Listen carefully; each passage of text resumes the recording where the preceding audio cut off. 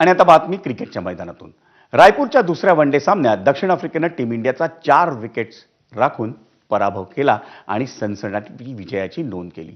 या सामन्यात भारतानं दक्षिण आफ्रिकेसमोर विजयासाठी तब्बल 359 धावांचं आव्हान ठेवलं होतं। त्या आव्हानाचा पाठलाग करताना दक्षिण आफ्रिकेच्या फलंदाजांनी दमदार खेळ करून चोख प्रत्युत्तर दिलं। दक्षिण आफ्रिकेच्या एडन मार्करमनं शतक झळकावलं। त्यानं 98 चेंडूत 110 धावा फटकावल्या, तर मॅथ्यू ब्रिस्के, डेवाल्ड ब्रेविस यांनी अर्धशतकं ठोकली। त्यामुळे 4 चेंडू शिल्लक राखून दक्षिण आफ्रिकेनं हा सामना जिंकला आणि भारताला पराभवाचा मोठा धक्का बसला।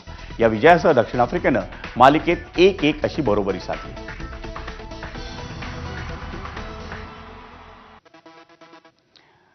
त्याआधी या सामन्यात टीम इंडियाचा धडाकेबाज फलंदाज विराट कोहलीनं आज आणखी एक शतक झळकावलं।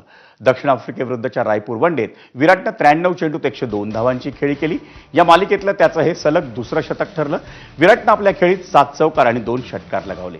सलामीचा रोहित शर्मा आणि यशस्वी जयस्वाल स्वस्तात माघारी परतल्यानंतर विराटनं ऋतुराज गायकवाडच्या साथीनं भारताला मोठ्या धावसंख्येकडे नेलं।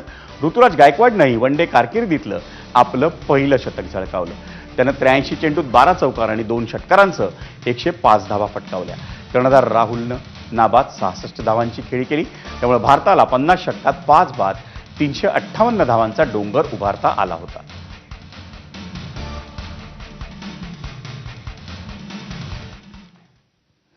मंडळी, दक्षिण आफ्रिकेविरुद्धच्या आगामी 2020 सामन्यांच्या